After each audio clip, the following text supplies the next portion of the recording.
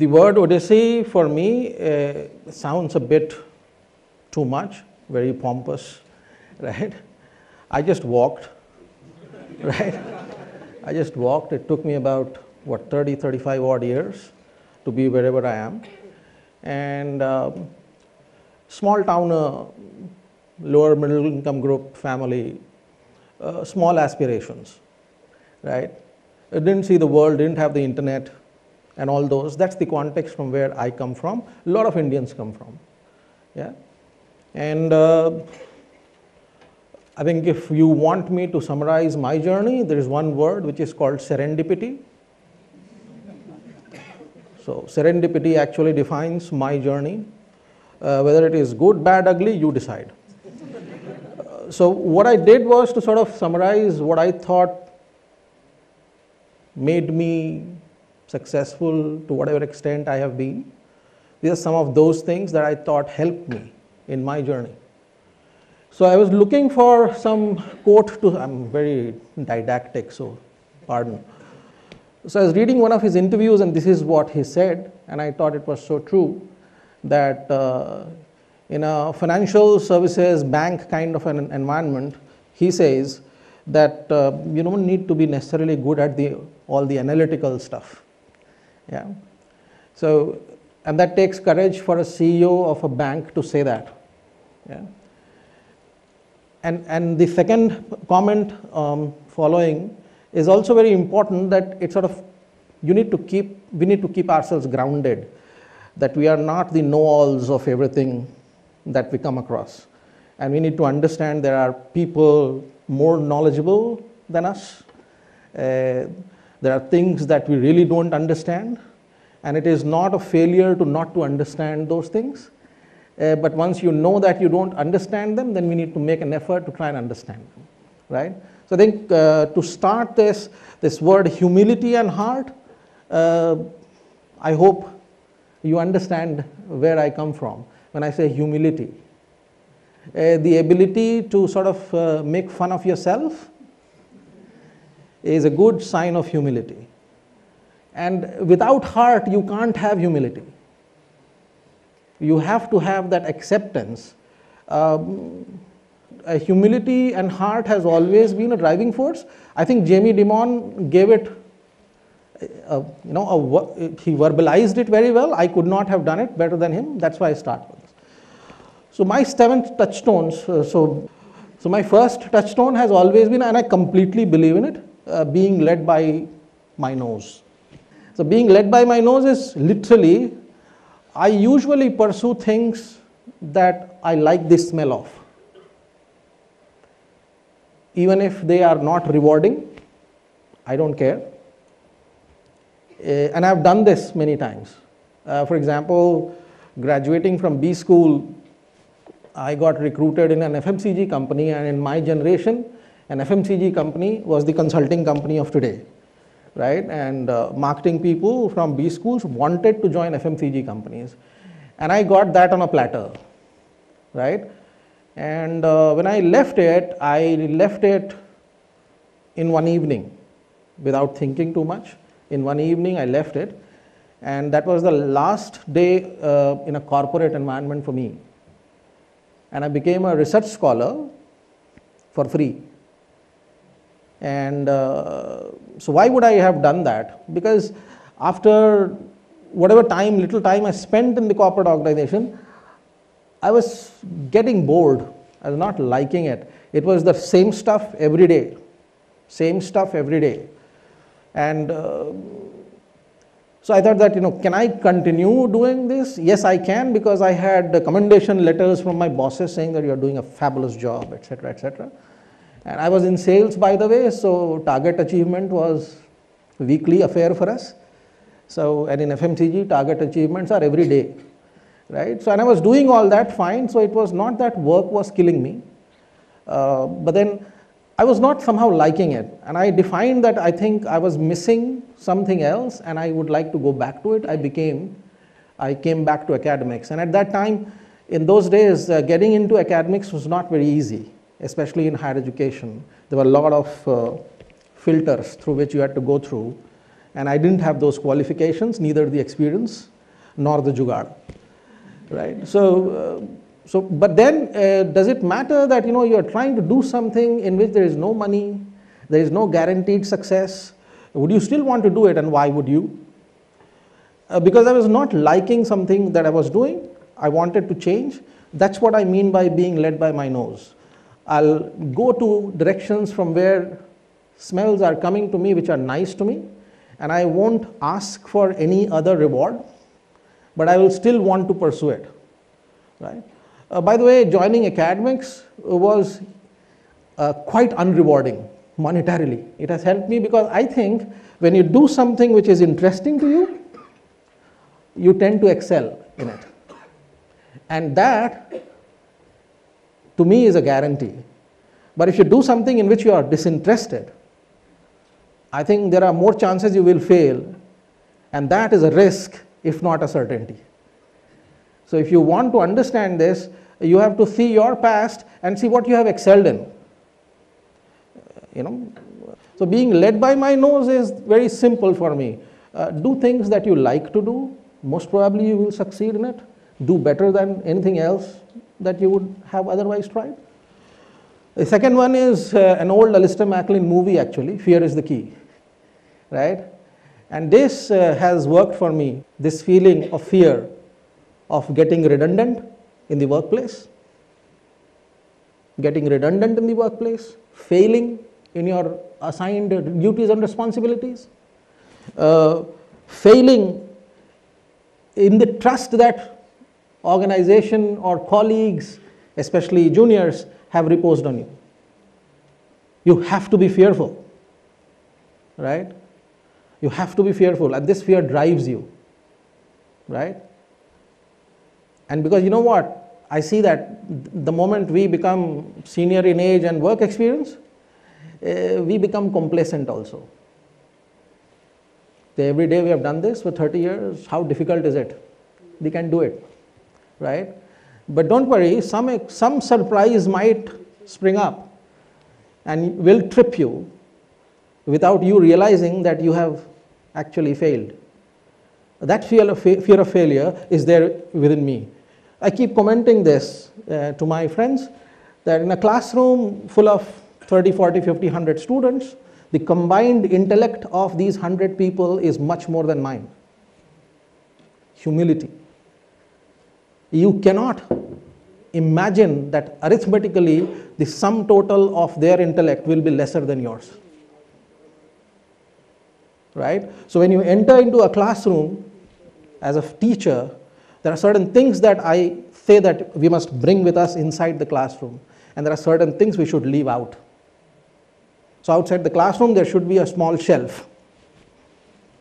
So your ego should go there in that shelf.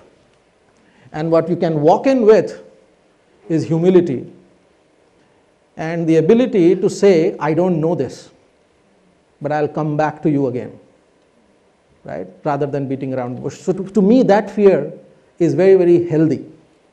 Till the time you don't let override you, till the time that you don't let it ride you so badly that you are not able to perform, right? Again, very tried and tested for me, that only trust wherever you are, whether in family or in the workplace. When you trust people and when you show that you trust them, only then they can trust you. Only trust begets trust, right? And hence respect for you or whatever you mean in a workplace or in the family. And this trust to me has always come out of honest hard work. And everyone likes you. Nobody can dislike you if you have honestly worked very hard for whatever task you have been given. You may fail, doesn't matter. Yeah? The third one, guilt is very good for constructive leadership. You might have heard of all these jargon and talk about strong leaders. What makes strong leaders? The strong leaders are those who don't have self-doubt, right?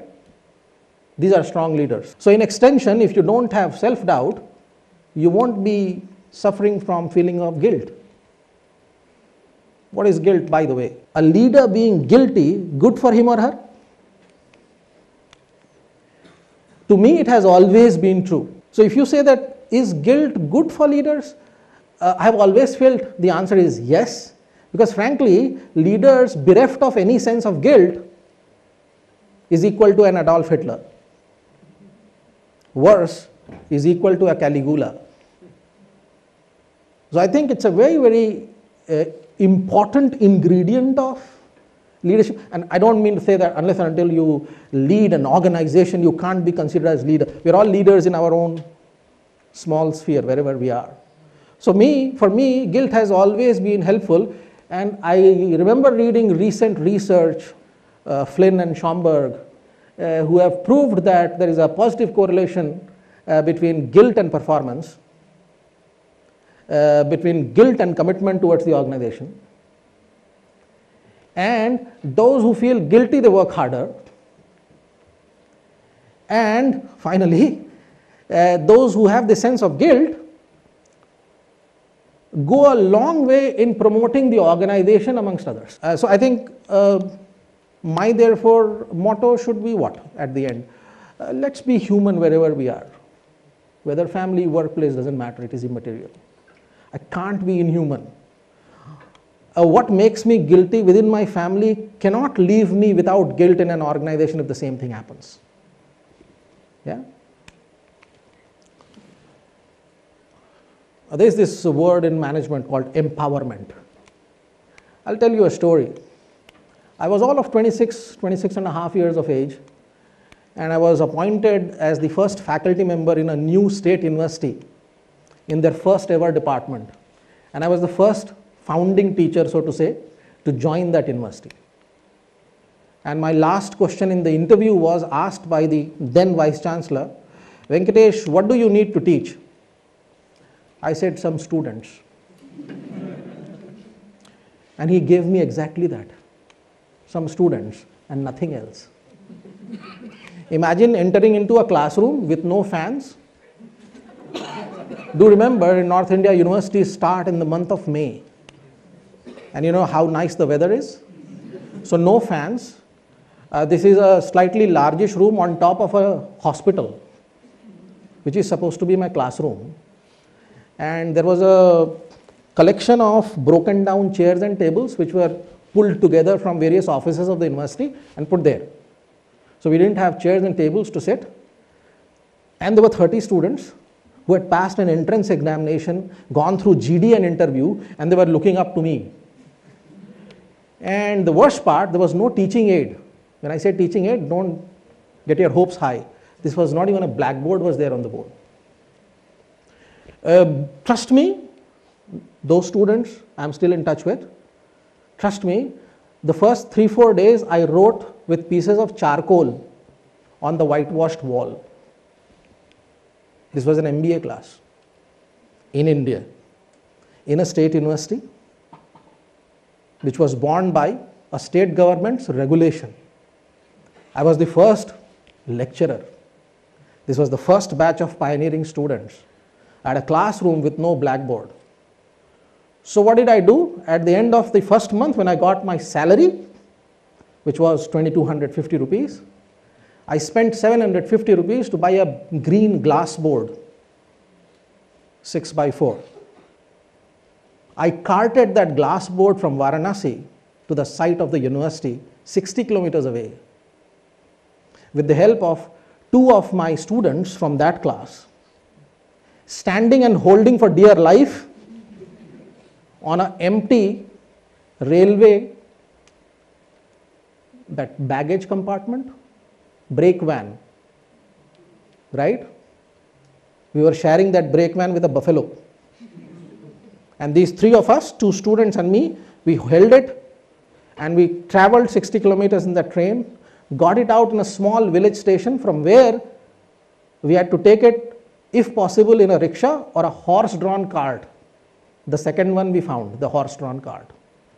And we hung on that for 4 or 5 kilometers till we reached, and we installed it very proudly in the classroom. This was the first teaching aid of a new university for the first batch of students donated by a lecturer who didn't ask permission from the vice chancellor or registrar or chaprasi, and who installed it there.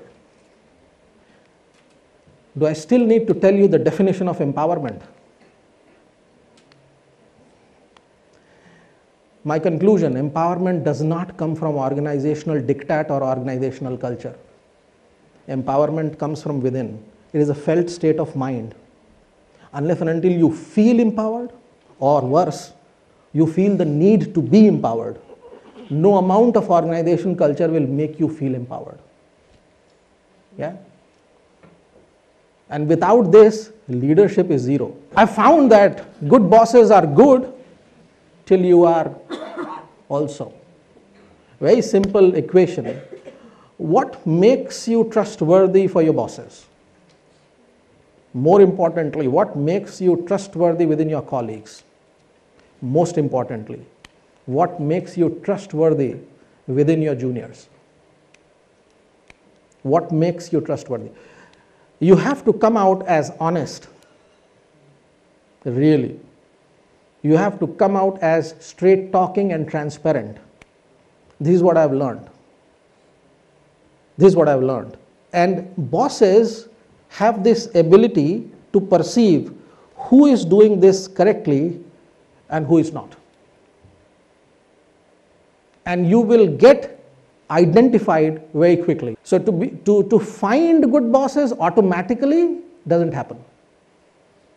Mentors don't become mentors automatically. You have to earn them. And to earn them, the pathway is very simple. Right? So that's what I meant by when I said good bosses are good till you are.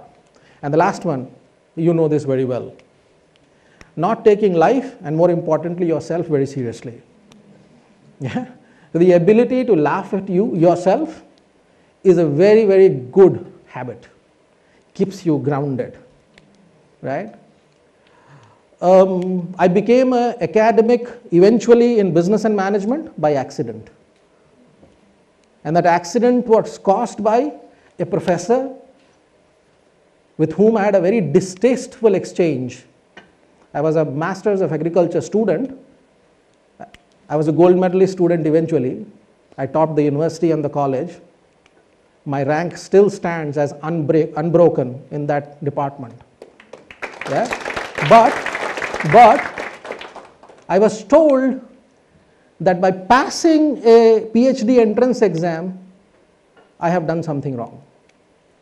And this was told to me by a teacher. That was the time I decided no more agriculture. And overnight I changed to business and management. Whatever then happened is in front of you. So what nudged me away from my chosen pathway, I wanted to conduct Ph.D. in agriculture and be a researcher and academic in that. All my plans were laid out. Right? So not taking yourself very seriously comes. So I think I have laughed away many other opportunities also that would have made me rich, but I keep laughing. Right? I keep shrugging my shoulders and walking off. Yeah? I think it has helped me. Last thing. Your question? Do nice people always have to finish last?